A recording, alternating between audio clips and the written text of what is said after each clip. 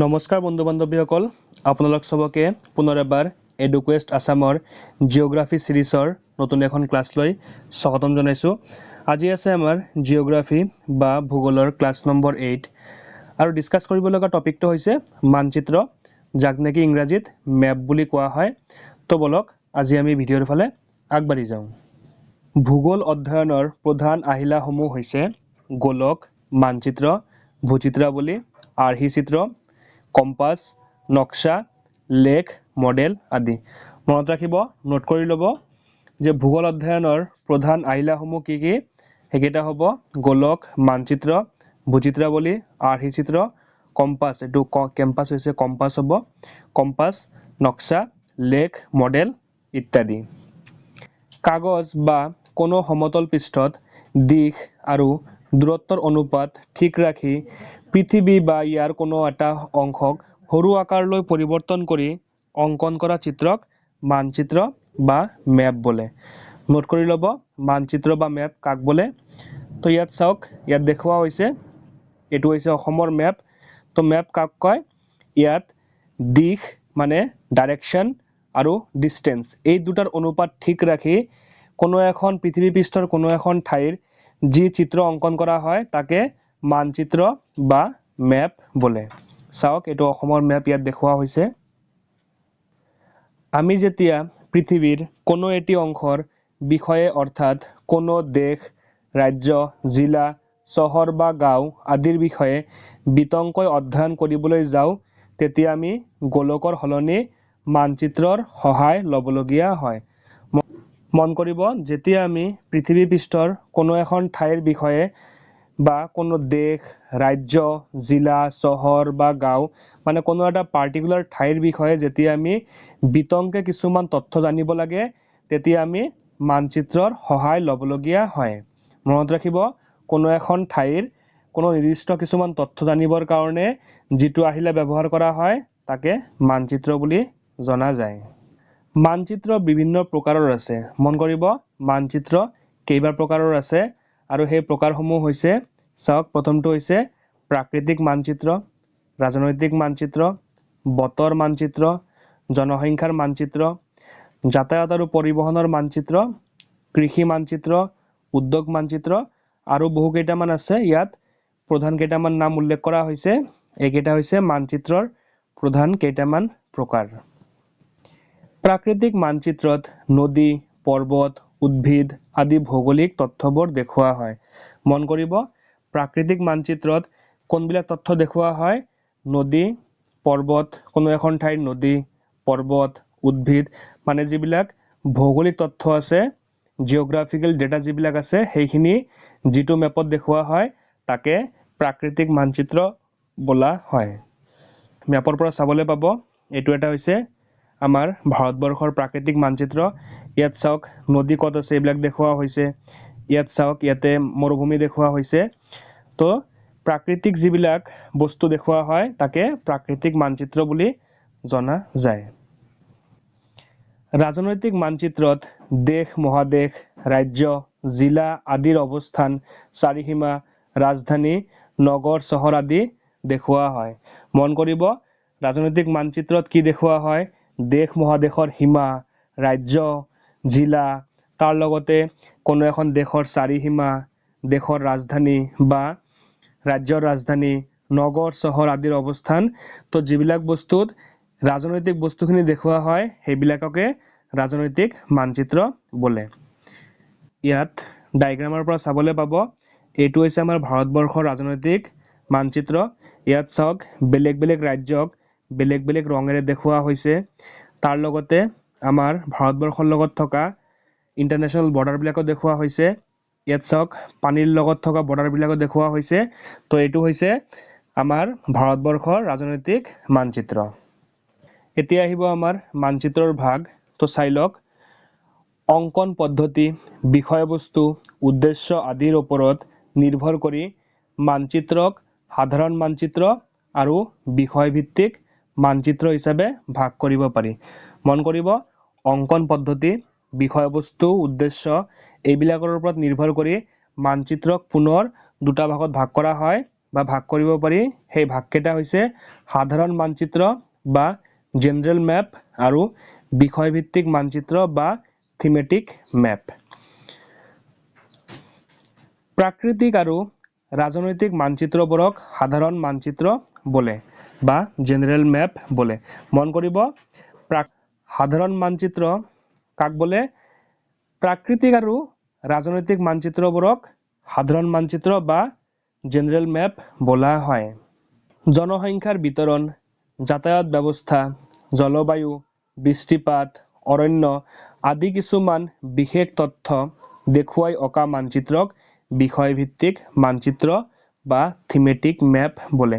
মন কৰিব বিষয়ভিত্তিক মানচিত্ৰ বা থিমেটিক মেপ কাক কয়? যিবিলাক মেপত বা যিবিলাক মানচিত্ৰত কিছুমান বিশেষ তথ্য দেখুওৱা হয়, যেনেকুৱাকে ধৰি লওক জনসংখ্যা, যাতায়াত ব্যৱস্থা, জলবায়ু, বৃষ্টিপাত, অৰণ্য, ৰাস্তা ঘাট, যিবিলাক মেপত কিছুমান স্পেচিফিক ডেটা প্ৰভাইড কৰা হয়, এই মেপবিলাককে বিষয়ভিত্তিক মানচিত্ৰ বা থিমেটিক মেপ বোলা হয়। মাপনি বা স্কেলৰ ওপৰত ভিত্তি কৰি মানচিত্ৰক দুটা ভাগত ভাগ কৰিব পাৰি। মন কৰিব মেজাৰমেণ্টৰ ওপৰত নিৰ্ভৰ কৰি মানচিত্ৰক পুনৰ দুটা ভাগত ভাগ কৰিব পাৰি আৰু সেই ভাগকেইটা হৈছে সৰু মাপৰ মানচিত্ৰ আৰু ডাঙৰ মাপনিৰ মানচিত্ৰ। এইটো মাপৰ হৈছে, এইটো মাপনিৰ হ'ব, সৰু মাপনিৰ মানচিত্ৰ। তো মন কৰিব মেজাৰমেণ্ট আৰু স্কেলৰ ওপৰত ডিপেণ্ড কৰি মানচিত্ৰক পুনৰ দুটা ভাগত ভাগ কৰিব পাৰি আৰু সেই ভাগকেইটা হৈছে সৰু মাপনিৰ মানচিত্ৰ, ইংৰাজীত ইয়াক স্মল স্কেল মেপ বুলি কোৱা হয়, আৰু ডাঙৰ মাপনিৰ মানচিত্ৰ, ইংৰাজীত লাৰ্জ স্কেল মেপ বুলি জনা যায়। যেতিয়া কোনো দেশ বা মহাদেশৰ ডাঙৰ অঞ্চল একোটা এখন কাগজত দেখুৱাবলগীয়া হয়, তেতিয়া তাক সৰু মাপনিৰ মানচিত্ৰ বোলে। তো ইয়াত মন কৰিব সৰু মাপনিৰ মানচিত্ৰ কাক কয়? যেতিয়া নেকি পৃথিৱী পৃষ্ঠৰ কোনো এখন ডাঙৰ ঠাই, দেশ বা মহাদেশ, এই ঠাইবিলাক যেতিয়া কোনো এখন সৰু কাগজত দেখুৱাবলগীয়া হয়, তেতিয়া সৰু মাপনিৰ ব্যৱহাৰ কৰা হয় আৰু এই সৰু মাপনিৰ সহায়ত অংকন কৰা মানচিত্ৰক সৰু মাপনিৰ মানচিত্ৰ বোলা হয়। মনত ৰাখিব যেতিয়া কোনো এখন ডাঙৰ ঠাইৰ ছবি এখন সৰু কাগজত আঁকা হয়, তেতিয়া তাক সৰু মাপনিৰ মানচিত্ৰ বোলে। ইয়াত ডায়েগ্ৰামৰ পৰা চাই লওক, ইয়াত আমাৰ গোটেই পৃথিৱীৰ মেপখন দেখুৱাই দিয়া হৈছে। ইয়াত আমাৰ গোটেই পৃথিৱীখন এখন সৰু কাগজত কিমান ধুনীয়াকৈ দেখুওৱা হৈছে। তো এইটো হ'ল সৰু মাপৰ মাপনিৰ সহায়ত অংকন কৰা পৃথিৱীৰ মেপ। যেতিয়া পৃথিৱীৰ কোনো এখন সৰু ঠাই বা আমাৰ গাঁওখন বা চহৰখনক কাগজত দেখুৱাবলগীয়া হয়, তেতিয়া ইয়াক ডাঙৰ মাপনিৰ মানচিত্ৰ বোলে। মন কৰিব যেতিয়া পৃথিৱী পৃষ্ঠৰ কোনো এখন সৰু ঠাই বা আমাৰ গাঁওখন বা আমাৰ চহৰখন এখন সৰু কাগজত দেখুৱাবলগীয়া হয়, তেতিয়া ডাঙৰ মাপনিৰ সহায় লোৱা হয় আৰু এই ডাঙৰ মাপনিৰ সহায়ত যি মানচিত্ৰ অংকন কৰা হয়, তাকে ডাঙৰ মাপনিৰ মানচিত্ৰ বোলা হয়। মন কৰিব যেতিয়া কোনো এখন সৰু ঠাইৰ ছবি কোনো এখন কাগজত আঁকিবলগীয়া হয় বা কোনো গাঁও বা কোনো চহৰৰ ছবি কাগজ এখনত আঁকিবলগীয়া হয়, তেতিয়া তাক ডাঙৰ মাপনিৰ মানচিত্ৰ বোলে। তো ইয়াতে চাওক এখন ডাঙৰ মাপনিৰ সহায়ত অংকন কৰা এখন মানচিত্ৰ বা মেপ দেখুওৱা হৈছে। ইয়াত চাওক কিমান ধুনীয়াকৈ পাৰ্ক এখনত থকা গোটেইবিলাক বস্তু বা পাৰ্ক এখনত থকা গোটেইখিনি বস্তু কিমান ধুনীয়াকৈ দেখুওৱা হৈছে। ইয়াত ডাঙৰ মাপনিৰ সহায়ত কিমান ধুনীয়াকৈ পাৰ্ক এখনৰ ছবি বা মানচিত্ৰ অংকন কৰা হৈছে। তো এইটো হৈছে আমাৰ ডাঙৰ মাপনিৰ সহায়ত অংকন কৰা এখন মানচিত্ৰ। সৰু মাপনিৰ মানচিত্ৰতকৈ ডাঙৰ মাপনিৰ মানচিত্ৰই আমাক অধিক তথ্য জনাব পাৰে। খুবেই বেছি ইম্পৰ্টেণ্ট হয়। মনত ৰাখিব যে কোনবিধ মানচিত্ৰৰ পৰা আমি অধিক তথ্য জানিব পাৰোঁ? উত্তৰটো হ'ব ডাঙৰ মাপনিৰ সহায়ত অংকন কৰা ডাঙৰ মাপনিৰ মানচিত্ৰৰ পৰা আমি অধিক তথ্য জানিব পাৰোঁ।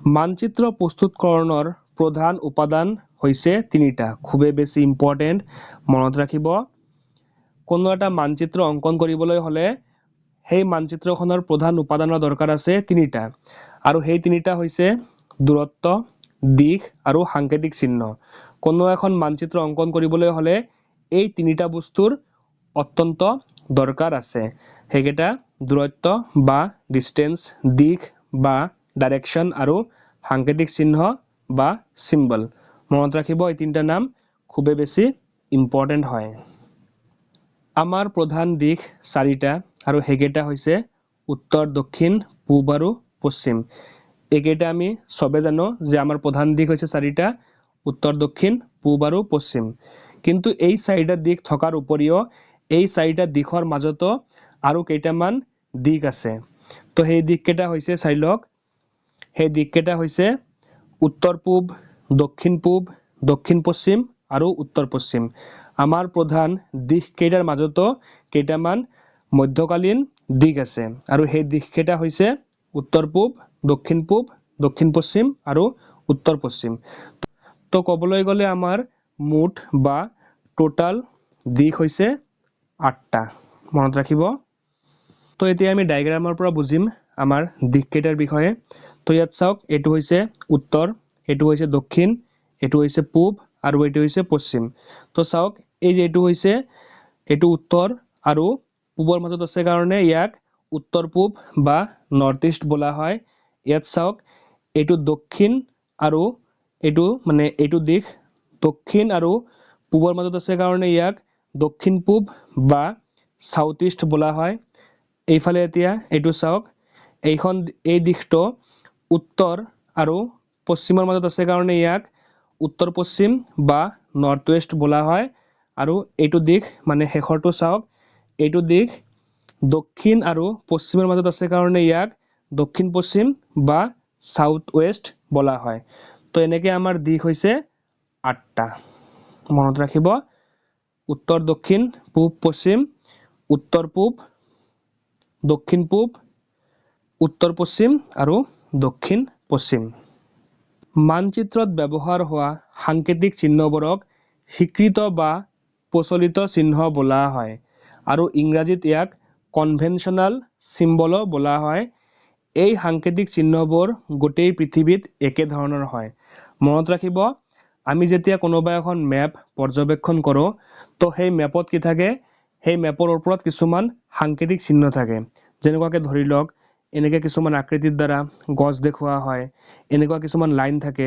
এইবিলাকৰ দ্বাৰা এনেকুৱা লাইনৰ দ্বাৰা ৰেল প্লাটফৰ্ম দেখুওৱা হয় তো এনেকুৱা যিবিলাক চিহ্ন আমি মেপ অংকন কৰিবৰ সময়ত ব্যৱহাৰ কৰোঁ সেইবিলাকক স্বীকৃত বা প্ৰচলিত চিহ্ন বোলা হয় বা ইংৰাজীত ইয়াক কনভেনশনাল সিস্টেম বোলা হয় আৰু যিবিলাক চিহ্ন বা যিবিলাক সাংকেতিক চিহ্ন আমি মানচিত্ৰত ইউজ কৰোঁ এই চিহ্নবিলাক গোটেই পৃথিৱীত একে ধৰণৰ হয় এই সাংকেতিক চিহ্নবোৰৰ মান্যতাৰ বাবে পৃথিৱীৰ গোটেই দেশবোৰৰ মাজত এটা চুক্তি স্বাক্ষৰিত হৈছে মন কৰিব এই মেপত বা মানচিত্ৰত যিবিলাক সাংকেতিক চিহ্ন ইউজ কৰা হয় এই সাংকেতিক চিহ্নবিলাক গোটেই পৃথিৱীত যাতে সকলোবিলাক দেশে বুজি পায় সেই কাৰণে সকলোবিলাক দেশৰ মাজতে এটা চুক্তি স্বাক্ষৰিত হৈছে ইয়াত চাওক ডায়াগ্ৰামত কেইটামান সাংকেতিক চিহ্ন দেখুওৱা হৈছে মেজৰ ৰোড মাইনৰ ৰোড মানে এইবিলাক চিহ্নৰ দ্বাৰা কি বস্তু বুজোৱা হয় আপোনালোকে লাগিলে নোট কৰি ল'ব লাগিলে ভিডিওটো পজ কৰি অলপমান চাই ল'ব তো মই ইয়াত দেখুৱাই দিছো এবাৰ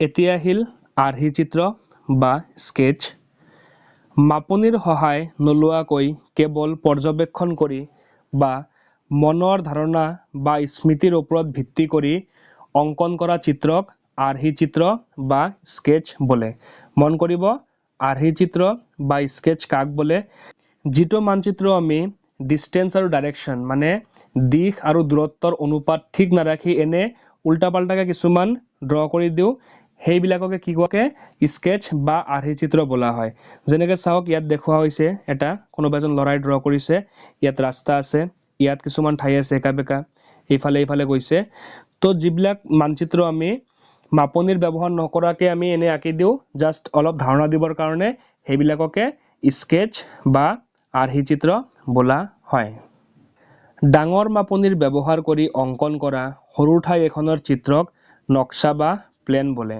মন কৰিব নক্সা বা প্লেন কাক কোৱা হয় যেতিয়া নেকি আমি কোনো এখন ঠাইক ডাঙৰ মাপনিৰ ব্যৱহাৰ কৰি গোটেইবিলাক তথ্যৰ সহকাৰে আমি অংকন কৰোঁ বা মানচিত্ৰ অংকন কৰোঁ তো সেই মানচিত্ৰকে নক্সা বা প্লেন বুলি কোৱা হয় তো ইয়াত আপোনালোকে ডায়াগ্ৰামৰ পৰা চাবলৈ পাব ইয়াত ডায়াগ্ৰামখন চাই লওক ইয়াত এখন পাৰ্কৰ নক্সা দেখুওৱা হৈছে তো চাওক নক্সা বা প্লেন দেখুওৱা হৈছে ইয়াত ধুনীয়াকৈ ৰাস্তা অংকন কৰা হৈছে ইয়াত কত সুইমিং পুল আছে কত বাস্কেটবল কোৰ্ট আছে কত আপোনাৰ টেনিছ কোৰ্ট আছে কত কি আছে ৰাস্তাবিলাক গোটেইখিনি ধুনীয়াকৈ দেখুওৱা হৈছে তো চাই লওক এখন সৰু পাৰ্কৰ নক্সা ইয়াত কিমান ধুনীয়াকৈ বনোৱা হৈছে ইয়াত গোটেইখিনি তথ্য সহকাৰে দেখুওৱা হৈছে তো এই যে ইয়াতে এটা মেপ চাবলৈ পাইছে এই মেপকে প্লেন বোলা হয় তো বন্ধু বান্ধৱীসকল আজি আমাৰ ভিডিঅ' ডিছকাছ কৰিব লগা টপিক এইখিনিয়ে আছিল যদি আপোনালোকে আমাৰ ভিডিঅ'টো ভাল পাইছে তেতিয়াহ'লে নিশ্চয়